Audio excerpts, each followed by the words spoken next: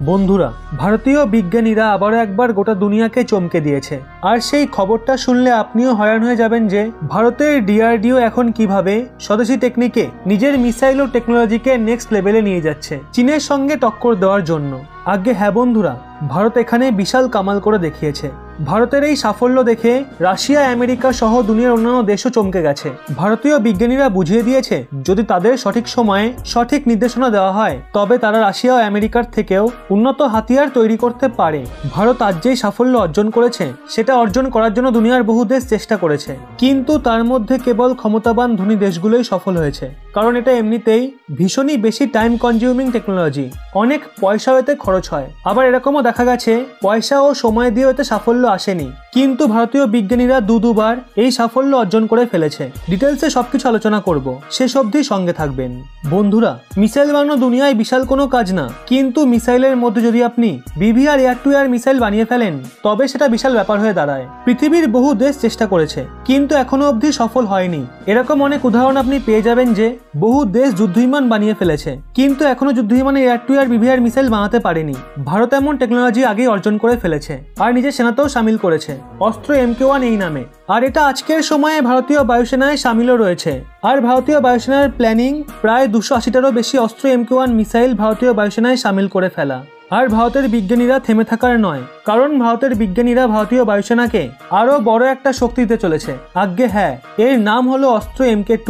আর যদি আপনি এটাকে প্রাইসের পয়েন্টে রাখেন তবে এটা দুনিয়ার সব থেকে শক্তিশালী মিসাইল হতে চলেছে। এর সব থেকে বড় বিশেষত্ব হলো এতে ডুয়াল পালস মোটর লাগানো রয়েছে, যার ফলে এর স্পিড বাড়বে এবং তার সঙ্গে রেঞ্জও বেড়ে যাবে। এখন এর রেঞ্জ 90 কিলোমিটার, পরে এটা বেড়ে 150 কিলোমিটার প্লাস হয়ে যাবে। ডুয়াল পালস মোটর থাকার কারণে এটা হাই ম্যানুয়াল টার্গেটকে সহজেই ধ্বংস করতে পারবে। উদাহরণস্বরূপ কোনো এমন যুদ্ধবিমান যেটা ভীষণ স্পিডে হাওয়া কাটিয়ে বেরোয় সেগুলোকে টার্গেট করা ভীষণই কঠিন হয়ে দাঁড়ায়। তাই এমতো অবস্থায় লম্বা দূরত্বে থেকেও, মানে বিয়ন্ড ভিজুয়াল রেঞ্জে থেকেও, মানে এমন রেঞ্জ যেটা পাইলটের দৃষ্টির মধ্যে থাকে না দূরত্বের কারণে, সেটাকেও সহজে নিশানা করে ধ্বংস করতে পারে। এটা এর একটা বিশেষত্ব।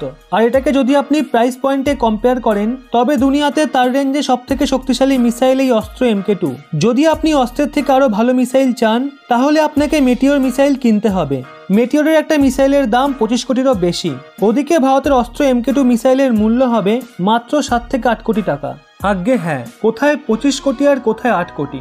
ওদিকে এর সঙ্গে কম্পেয়ার করলে আমেরিকার যে মিসাইল রয়েছে সেটা ভারতের অস্ত্র MK1 এর থেকে কমজোর। যদি আপনি রাশিয়ার আরো S সিরিজের মিসাইল দেখেন তার থেকেও ভারতের অস্ত্র অনেক বেশি সস্তা আর ওগুলোর থেকে অ্যাকুরেসিতেও বেটার। আজ্ঞে হ্যাঁ, যদি আমরা চীনের কথা বলি সেগুলোও 150 কিলোমিটার পর্যন্ত হিট করতে পারে, কিন্তু এক তো কোয়ালিটি ইস্যু রয়েছে আর দ্বিতীয়ত এর কোনো ডেটাই পাবলিশ করা হয়নি। কবে টেস্ট শুরু হয়েছে, কবে টেস্ট সফল হয়েছে ইত্যাদি ইত্যাদি। কিন্তু এর মূল্য 15 থেকে 20 কোটি টাকা। ভারতের মিসাইল সস্তা ও উন্নত মানের। ভারতের যে টেকনোলজি রয়েছে ডুয়াল পালস মোটর টেকনোলজি, সেটা ভীষণই লেটেস্ট ও অ্যাডভান্স। এই জন্যই এর অ্যাকুরেসি ভীষণই হাই হয়ে গেছে।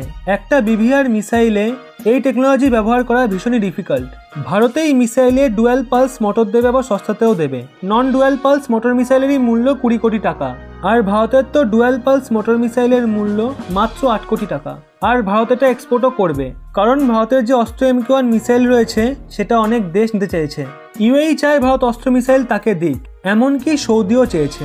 তাহলে ভাবুন, অস্ত্র MK2 এর জন্য তো লাইন পড়ে যাবে, যেভাবে আজ ভারতের ব্রহ্মসকে কেনার জন্য লাইন পড়ে গেছে। এই খবরটা শোনার পর আপনার মনের অনুভূতি ঠিক কেমন হচ্ছে অবশ্যই নিচে কমেন্টে জানান। পারলে সুখবরটি প্রত্যেককে শেয়ার করুন এবং এরকমই ব্যাক টু ব্যাক আপডেট পেতে রহস্য বাংলা এই চ্যানেলটি সাবস্ক্রাইব করে পাশের বেল আইকনটি অল করে রাখুন।